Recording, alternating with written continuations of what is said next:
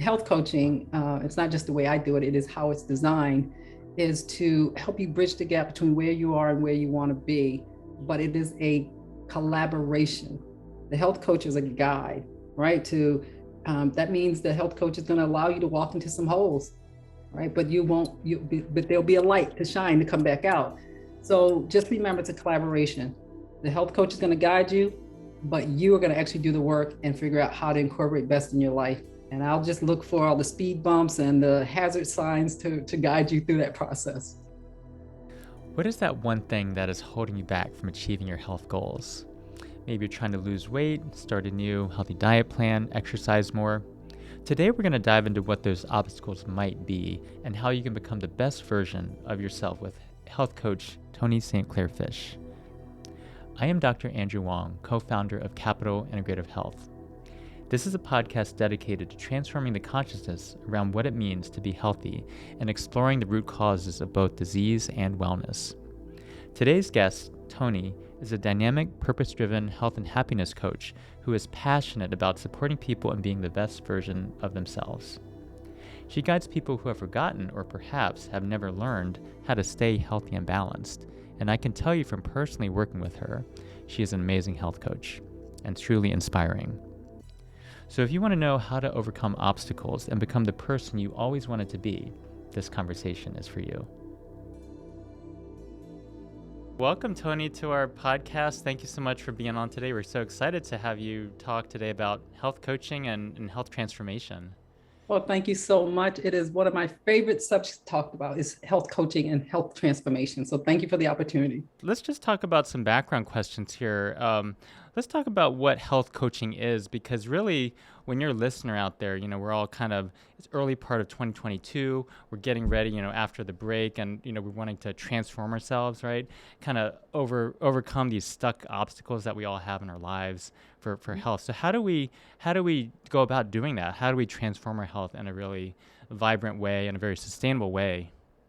Well, there were three questions there. I'm going to answer them one at a time. First question, I think, was what is health coaching? And health coaching really is guiding the client to transformation when it feels hard or it's elusive.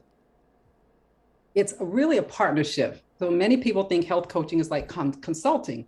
It is not. It is really me leading and guiding you based on my knowledge and experience and supporting transformation, and the client taking on the responsibility of including it in their lives in a way that can be integrated in a sustainable way. So that is health coaching in a nutshell. I help people get stuck in three ways when it comes to health coaching. One is not really establishing goals that are meaningful. And that's what I found with most of my clients. They just, I just want to lose weight. And I'm like, well, why do you want to lose weight? Why is that important to you? And when you really drill down to it, how will that make you feel? How will that make you feel? What do you hope to feel like, the accomplishment? Then they wrap their arms around. It's something they can connect to and always anchor to whenever they feel stuck. So that's the first thing, is meaningful goals. The second thing in the middle, which is what I call the magical middle, is mindset. It's the beliefs that we have. And that's where most people struggle. They struggle with cultural conditioning, other people's expectations are really bad information. And they're trying to process all that while achieving their goal. And so I support them in really playing, discovering, exploring which beliefs really feel right for them and work for them, and unlearning those things that don't. And then the third thing is accountability, sustainability, consistency. And that's where most people struggle. And that's where they get stuck, is with that. And so I provide accountability, or I support them in finding a spark team that will help them with that. So those are three areas where people really get stuck and where the magic actually happens. Yeah. So, at least hypothetically anyway, Toni, I'm binge watching Netflix, eating a bunch of cookies maybe, during the holidays or during the holiday season or winter season or whatever you want to call it. Yeah. How do you know, how does the listener know, if they're ready for health coaching? To me, there are two things I'm looking for when I take on a client. I'm looking for a curiosity, an openness to doing things differently, or new thought process about doing things differently, because that tells me that you're willing to fail up, or that's what I call it. Or when you're willing to indulge in share, or I won't say failed experiments, but less than successful opportunities for growth. And I'm also looking for people that recognize that this is a process that takes time. It doesn't always happen overnight. It does require a shift in readiness and mindset. So really it's just the mindset piece. Are you actually ready to make a change? Are you really to take on a new way of thinking? Yeah.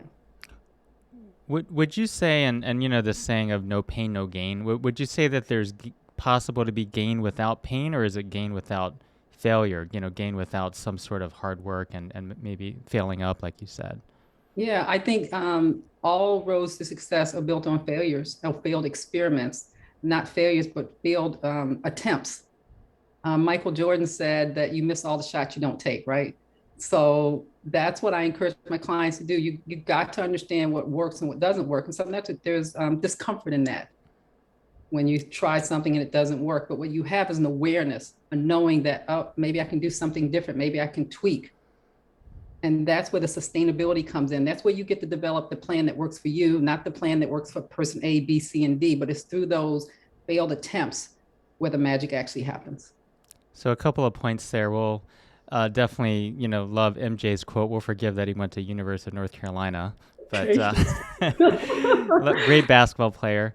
In terms of the idea of taking responsibility for your own health, we know that that's a big part of, you know, what we kind of quote unquote preach here at CIH. How do people take charge of their own health? Like if people haven't been used to that in the past, or if society is telling us that we should, you know, listen to, you know, people without taking responsibility. What is your message on that? You know, I don't tell people not to do something. I say, try it. How's that working for you? Not to quote another person, but you know, it's how's that working for you? Everything that's out there is not bad. It is, how does it work in your life? How does it work in your life? So that's one way. The other thing is society also tells us that when you're trying to do something new, or cultural conditioning, it's all or nothing. You either fail 100% or you win 100%. And in between doing all or nothing, there's a sea of possibilities where you can have a good, better, best approach. And so when I'm speaking to my clients about engaging in something, taking on a new action, and I challenge them and say, well, you know, how comfortable do you feel like you can do this? Well, not really. So what do you think you can do? Well, I think I can do that. Well, let's start there and see how that works for you. That takes away the all or nothing. You start from success. Success breeds success. There's also this perfection versus progress fighting that happens. And when you're trying to be perfect, you can't focus on progress because perfection is, nobody can achieve that. So those are two of the mindset issues that I work with my clients with a lot in overcoming. The change really starts with playing, discovering, exploring. Oh, that didn't work. Let me try something different.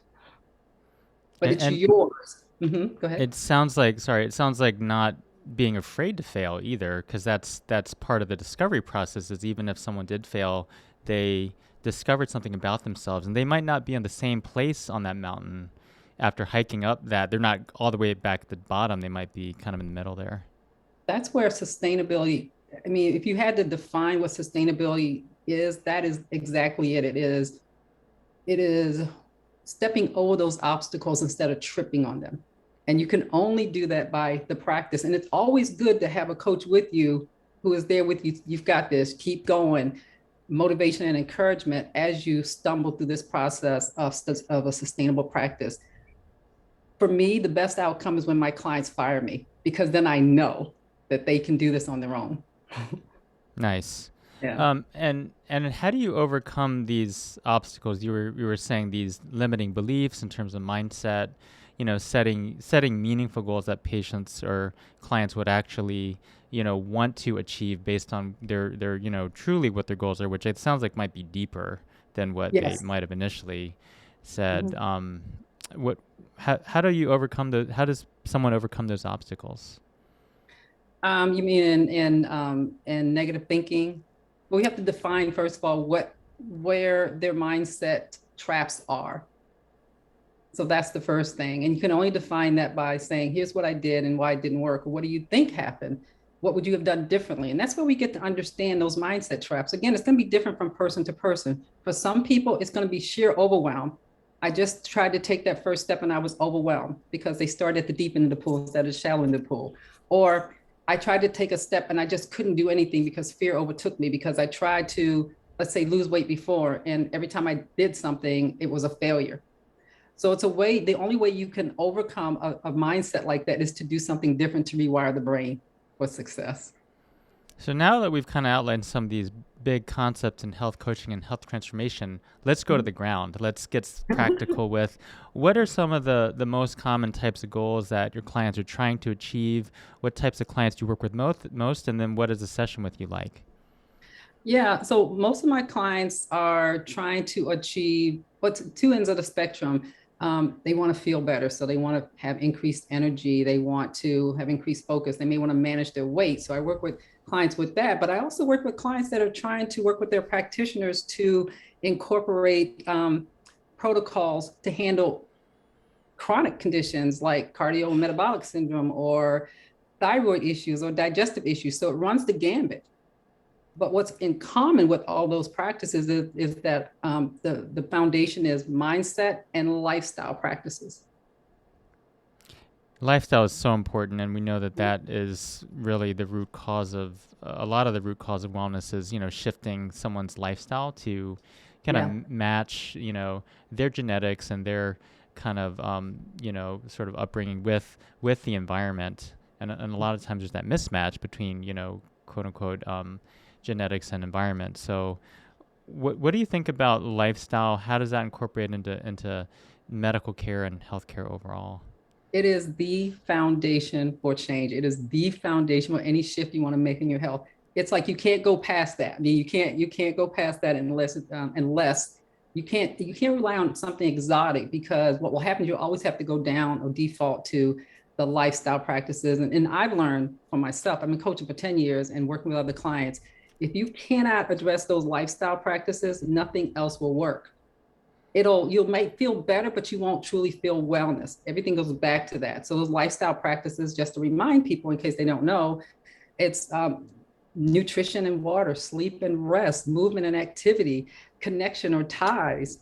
Right? These are things that are super important. And that doesn't mean you have to tackle them all at the same time. And for some people, two or three of them might make the shift, but not one of us is going to achieve the goal, the level of health that we want, unless we all embrace the concept of lifestyle practice. Of those, and also I would add time in nature as well, Oh, yeah. for sure.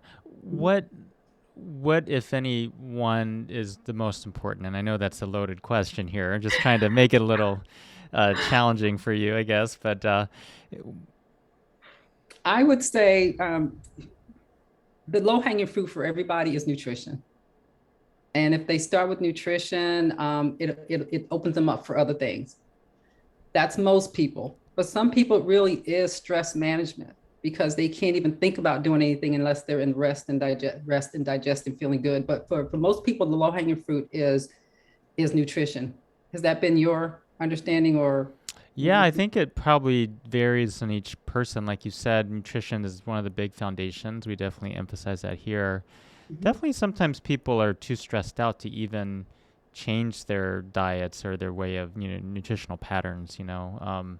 But yeah, it's all tied in together, right? And food It is is. not just nutrients, like, but it's also emotional support for people, and it's connecting back to their childhood and their upbringing and everything like that. So So many things we have to push through. Most people eat for everything other than nourishment, right? So it's a way of understanding that it's not necessarily have to undo eating for emotionally, but eating emotionally in a way that's going to nourish your body until you get to the root cause of why. So some of my clients, and I this is a little um, experiment that I have them do. Whenever they feel like they need something sweet, I ask them to go hug a pet or hug their family member and see, maybe you just need some sweetness in your life. Just hug on somebody. 9 times out of 10, they don't need the snack or the sweet, because they got filled up in other ways. we're all trying to live our best lives and be of service to our others, and love each other and everything. So how do people live their best lives? How do people optimize their wellness? For me and also some of the clients that have been really successful, it is really living in alignment with what matters most to you. So I always either formally, informally introduce my clients to something called the wheel of life, but I call it the wheel of joy. and what areas do they feel like they're they feel most successful or most fulfilled in, and which areas don't they feel most successful fulfilled in. They could start either with trying to just be more fulfilled or work in the lower ends, but I know that if we don't work in those areas where life is meaningful to us, nothing matters. It just doesn't matter. So cognitively, we know that, we kind of check out and then we end up falling off the wagon in terms of our Yeah. health goals if we're not really living in alignment with, who we really are, what our purpose is. I think also besides the mind, we know that the body also kind of falls off. There's a book that I'm reading right now called The Body Keeps the Score Ooh, by Dr. Vanderkolk, I think, that. Kolk, but it basically you can't fool the body. So if we're not living in alignment with our values and our truth, then the body will often it'll show that to someone as symptoms, etc. So that's Exactly. another And that's piece where of you it. get stuck, right? That's where you have inertia and you can't move because you don't have your anchor, right? You don't have your anchor. And so when people say, okay, I'm stuck, that's where we look first to the goals. Are they in alignment with your values? Why does it matter to you? What would happen if you don't achieve this? What would happen if you do achieve this? Keeping them really connected to that spiritual piece of themselves. So Tony, let's talk about a client success story. What did they come to you for as a health coach, as a transformation coach, and how did you help them achieve their goal? Well, they usually come to me thinking that they're going to get magical information that will help transform their lives. And that's not what they get. What they get is a roadmap inside so that they can rely on their own innate wisdom to make changes. So, one of my favorite success stories is a woman who needed to release 50 pounds. She was very sure about her why. I mean, she was definitely connected to it. But her belief system told her, I've lost before, I've gained before. How's this going to be different? So along the way, every time something came up that challenged that, we would work through it so that she could walk over the belief instead of stumbling through it. She got to make a lot of choices on her own. So the first one was being curious when she said, what if I try this? What if you try that? And then she said, oh, that works for my life. Being creative. I want to make sure that whatever I do is sustainable and will work with my family unit. Well, let's try that. So it was always about trying things, adding things, not really taking things out. And it was about compassion. She had a lot of compassion for herself. This is all mindset shifting that she never experimented or experienced before. And then the last one was consistency. She got to experience a good, better, best approach to her own health. She took control of her own health. She understood that she could rely on her own innate wisdom. And as a result, not only did she release the weight, she's able to continue to release the weight in a way that's sustainable for her. Now wants to up level. But the magic was in her belief system, not anything I did except shine a light on what she could do. So that, like you said, the beliefs can be really limiting or they can be really empowering. It sounds like for her it was changed from limiting to empowering, so that even after the quote unquote program is over, and in a way she can kind of do it on her own now because she has that built Absolutely. in.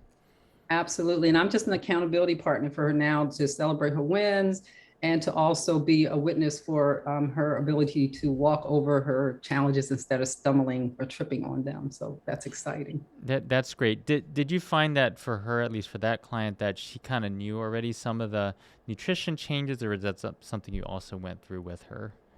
She had a nutritionist that she was working with, but was struggling with what worked for me. I don't know. This sounds familiar, and I failed doing this. I don't want to be in deprivation. So we took that baseline nutrition information that the nutritionist gave, and I asked her, said, what do you want to keep? What will work for you right now? If you didn't have to worry about anything else, what do you want to keep? And she said, I want to keep this. And she kept that and said, oh, I feel good. I release weight. And so she explored other things. So she had a nutrition foundation that she had to work with. Having said that, we had good, better, best, but we also had bright line area where this is an area you cannot go to or you'll never achieve your goals. There weren't many. There was like two or three things. And then she had a whole sea of opportunity to bring in the nutrition protocol the way she felt she needed to for herself. She took the slow road, but she released weight, 1 to 2 pounds a week, doing it her way. That's awesome. That's great. And just have a random question for you, kind of generated from that. If someone feels really stuck, like tried everything and nothing's working, don't know where to start. Is it better just to try to throw something at the wall and see what sticks, just change for change itself, or is it better to have some sort of plan and then try to execute that? Yeah, throwing things up against the wall and seeing what stick causes people to feel like victims because they're going to go based on what they know and what hasn't worked before, and even trying something new will also do the same thing. So I always tell my clients start out with small steps. Take the most ridiculously simple thing that you can do that's impactful to you that will yield a result that you can just say, "Oh, I did that." That makes sense. So for some people, it might be just releasing not eating processed food and eating real food for one meal a week and seeing how that works. For other people, they like to go to the deep end of the pool. It might be adding a lot of rainbow colors to their meals, but the idea is the person I'm coaching gets to decide what feels successful for them, not me. Does that make sense? They tell me, "Oh yeah, I think I can do this." And I think there's the case of the Joneses too, right? Where it's kind of like there's a natural default towards more is better, and I gotta compete with this other person that's losing, 50 pounds in 30 days, which by the way is not healthy to do it that No, quickly. not at But all. these type of things, are out there on the social media and stuff. So how It's a do shiny how do object. people shift that mindset to kind of look at their small wins and things that can be positive change for them that are sustainable, that'll kind of set them up for success in the long term? That's a good question. Part of it is one of my favorite things to tell people is that comparison steals your joy. As soon as you start comparing yourself to others, you're no longer operating in joy. The other thing is then you're extrinsically motivated, and that can't. So you got to bring that motivation back intrinsically. This is what works for me, and tie into the feelings. Like when I do this, I feel like this. When I did this, I felt like this. So we celebrate not only the wins, but what strategy did you use to feel that way? That'll start to squeeze out those outside voices because now you're focusing on yourself and your own accomplishments and not what somebody else is doing. Yeah. Great. And Tony, what is the role of gratitude and shifting mindset and making positive health changes? Oh my gosh, it is everything. I think that if you don't celebrate where you are, what you've done, you cannot move forward. You're always in feeling of lack, unworthiness. So part of working with me is we start with gratitude. What are you most grateful for today? What are you most grateful for? What made you smile real big? Right? Yeah, that always gets people. "Oh, I don't know. Think about it." And then from there, you're already in a mindset of just joy, and then you can start to focus on other things from that mindset of joy. But I think gratitude is everything. You could always be grateful for what you have and want more, but it still starts from being grateful for where you are now, I think. Yeah, maybe like journaling the top 3 or 5 things you're grateful for every morning, and they could be different things every day, depending, or they can be the same. Have you recommended that My, to clients? some people are resistant to writing, journaling. So I just ask them to whatever their morning ritual is and routine, just in the morning, just say out loud the top 3 things you're most grateful for if you don't want to write them down. Or for me, like I have an accountability partner that I talk to every day, and that's what we do. We talk about the things we're most grateful for. So if journaling doesn't work for you and it doesn't work for everybody, just say something out loud or have an accountability partner that you talk to. But it's important to have a practice of gratitude. Great, thank you. And I have a question about light and shadow. So the idea is that, I know you're a very positive person, you're a very sunny person, like to use a lot of positive psychology with your clients. What is the role of A, building someone up, but then B, kind of acknowledging those difficulties, those setbacks and challenges and trying to transform that? Yeah, I think it's important. Like I said, the shadow side is information. That's what we look at. It's just information. It is telling us that something is out of alignment. We want that shadow side. We want that pain because otherwise we won't know that things are out of alignment. And then we're living by not we're living by chance instead of choice because we're going through the motions. That's not living mindfully. And so the pain is just information. If we could just have that mindset that that's what it is, it's not, we don't have to identify with it. We don't have to cozy up to it. We don't have to go steady with it. We just acknowledge it, and then we figure out what we can do from a Hmm. positive perspective to change that imbalance. I love that. Having a choice, knowing knowledge is empowering in that way. It Just having is. that choice, knowing, symptoms are information and pain is information and things like that. So that's great. Thank you. Sure. Well, and then just to go back to the sessions, like so if someone's working with you, how long would you recommend someone works with you or any health coach? Yeah, so I'm going to start with the beginning. It always starts with a 15-minute discovery session because any coaching relationship, you have to have trust and rapport. And so in that 15-minute discovery session, I get to discover whether or not there is trust and rapport, and the other person gets to discover whether or not they feel the same way about me. So it always starts there. And if we pass that hurdle and we decide, yeah, let's go steady, then we have an initial strategy session where we determine how to commit to success and the mindset of change. And then 4 to 5 sessions beyond that to see if you get traction every week. I like weekly sessions because then you get to know in real time almost where your stumbling blocks are and you can make corrections within the week. After that, then we can go every 2 weeks and then we go monthly. So the idea is to get you from preparation to the maintenance phase where you can feel like you can like do this on your own. But the first time you work with me is that discovery session, the initial strategy session, and 4 to 5 follow-up sessions, preferably weekly. Great. And then when do you decide with the client and how long to work for, duration? Usually it's in the initial well, in the discovery session, if I have a good read on them or they have a good read on themselves. Most of them don't, but mostly in that initial strategy session is when we know.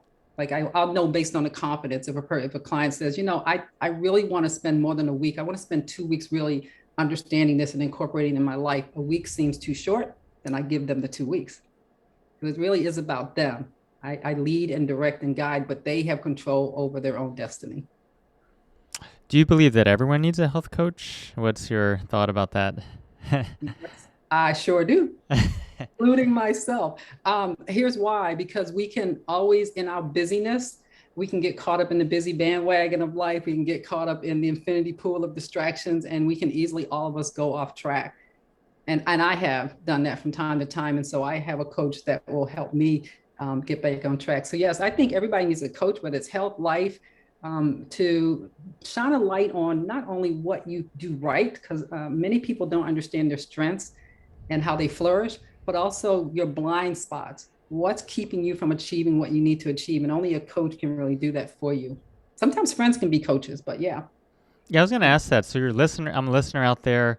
I'm interested in signing up for you, Toni. With you, Toni. I say, I can talk with my friends or family once a week. I could do FaceTime with them. What's your thought about that? Well, so you have to pick your coach team. Be judicious and about who you pick. Make sure your Spark team actually sparks you. So your coach team has to be dependable. So if you call them, they have to answer the phone, right? They have to be wedded to your goals, not their understanding of your goals. So if you say, "I want to take a bath every night," they shouldn't challenge you. Why do you want to do that? They should just understand it's important to you and create some system of accountability. So you want friends that can be objective, not friends that are going to convert you and convince you to do something different.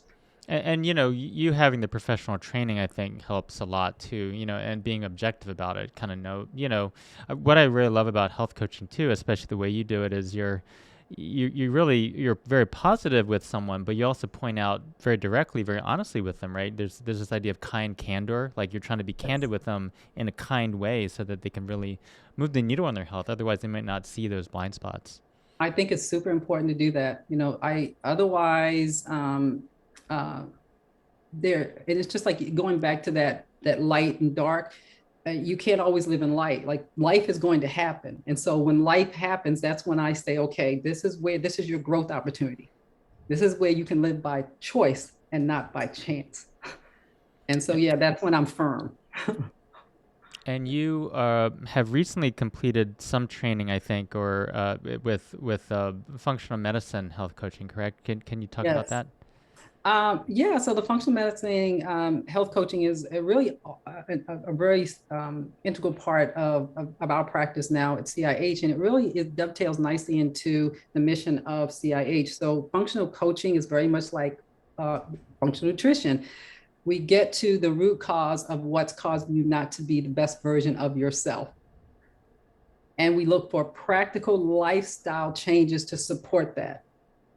And I provide guidance and resources and tools to support that. So really it's mindset and information, reliable information that's practical and easy to apply. Great. Thank you. Sign me up this year. I'm ready. Yeah. Ready for some positive change. Thank you. Well, let's talk about some questions that we ask everyone, Toni. In closing here, talking about health coaching, learning about health coaching. For you yourself, do you have a morning routine, and if so, do you mind sharing that with us? I don't mind at all. I think rituals are super important because we all have rituals, whether they serve us or they don't serve us. We all have rituals. So I try to have a morning ritual that serves me and serves my spirit. So the first, I have a yoga mat right on the outside of my bed. So that's usually the first thing I'm doing is stretching and yoga. And yoga can be breathing. It could be simply that if that's all my body and mind's in the mood for, or it could be a full 30-minute practice. That's important for me to feel grounded, energized, stretched, really connect my mind, body, and spirit. So they're just in alignment. And then I do my meditation and set my intention for the day, which is always love, kindness, wisdom, um, forgiveness, acceptance. So that's part of my morning routine. You want to know more? Yes, yes. Well, yeah, please go on. Yes, yes, Okay. definitely. I and then I hydrate. I think it's super important because we lose a lot of water when we sleep. A lot of people don't realize that. So I hydrate and I may drink some tea. I don't get on the computer at all until I do it as late as I can, but I make sure that the first 2 hours of the morning are just mine to do it whatever I want. I may take a walk. I may have a conversation with my husband, or if he's not already busy, or I have a nurturing conversation with a friend of mine because she starts my day. Remember to that spark team, and I get to have the gratitude that I'm looking for. What am I grateful for? And she gets to show me, she's my mirror. She gets to see things in me that I don't always acknowledge or express it myself. And she'll say, oh, it sounds like you had a great day of expressing kindness. So she builds me up to continue to do that. So that's part of my routine is really building myself up emotionally and mentally so I can give to others. Great. Well, there's a few things I wanted to comment on about that. Number one is do you systematically set up your day for success? So it sounds like you're putting the yoga mat right by your bed. You're laying out the water, laying out your Yes. clothes, and like is that a big part of Yes. kind of health transformation there? It is. That's how when I kind of walked away from my not walked away, but gave my yoga practice a break, getting back into rhythm, I had to put the yoga mat next to the bed, meaning if you go, you have to pass over the yoga mat to go to the bathroom. So the yoga mat is there. You cannot avoid the yoga mat. And what I realized, is even just standing on the mat, the first time when I reintroduced myself to it, that standing on the mat felt successful. And that's all I wanted to do that day. I said, I'm just going to stand here and breathe. And that's yoga. And that's fine. And Just then I start just kept small, just like a going seed. It'll small. grow into this beautiful tree, right? Yeah. Yes. And that felt like success to me. But if I had said, after not having a practice for a month or so, well, I'm going to do a full on yoga pose and I'm going to do backflips and all, then I would have set myself up for success. But that felt very good, just breathing, because it took me back to my roots too of what yoga is. It really is about the Mm-hmm. breath. Hmm. That's great. And then I think the other thing you said there is not really having electronics much in the first part of the day. I did that recently on the Yeah. weekend. I realized how much time you can actually open up and create. Really, you can create time when you're off those electronics. Absolutely. Two of the things that my clients always come to me and say that, I want to do this, but I don't have enough time. And when you ask them how much time do they spend on social media or other people's priorities, there's anywhere from 1 hour to 6 hours of wasted space that they're dedicating to something that's not important to them. So that's why I made a decision to not turn on a computer. Like the first 2 hours is mine. And even if that first 2 hours, sometimes I'll just sit in corpse pose. That's my time. That's how I give to myself. So it's not even a matter of what you do at that time, as long as it's nurturing. It is that you claim it as your own without distraction. I love corpse pose. It's also about being, not just doing all the time, right? We have to have time to restore our systems. Yes, and there's always time to ground. So I've had clients that say, "Well, I only have 15 minutes. What can I do?" I don't know. Let's think about it. What could you do with 15 minutes? And they're very creative with what they could do with that 15 minutes. So it's not a matter of me telling them what to do. It's a matter of what feels right for you right now. It is taking that 15 minutes. Here's another example. I also like to read. So I'm reading this book called Make Time. And so part of my 2 hours is 15 minutes a day.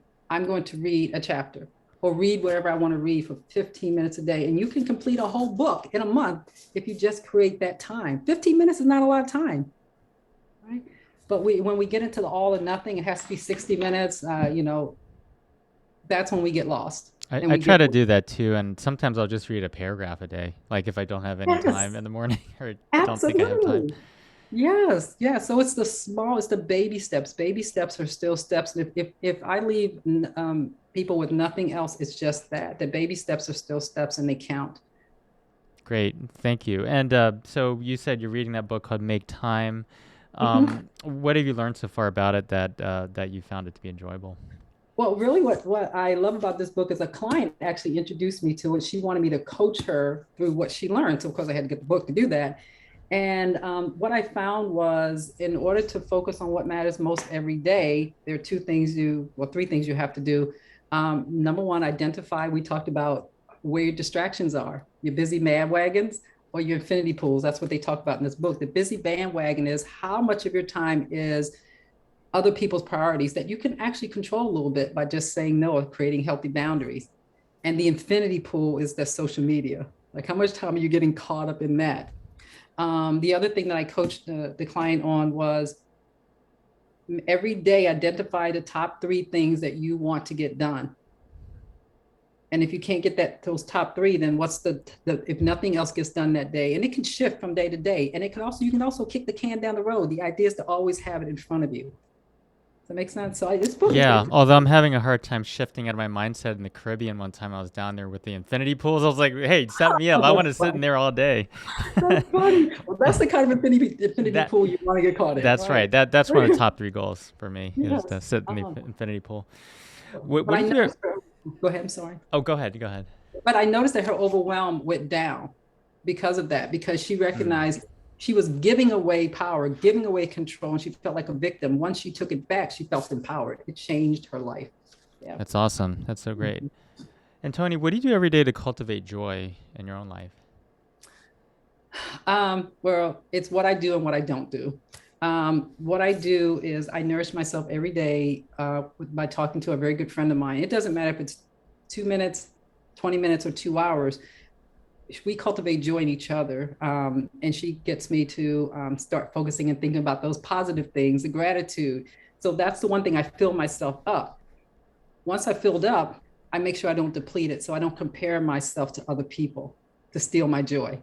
So I look at other things that may be stealing my joy, not feeling worthy, second guessing myself. I refuse to do that. And I stay in the nourish mode. What did I do right? I give myself a glow before I give myself a grow. I love that. Glow before grow. And Yeah.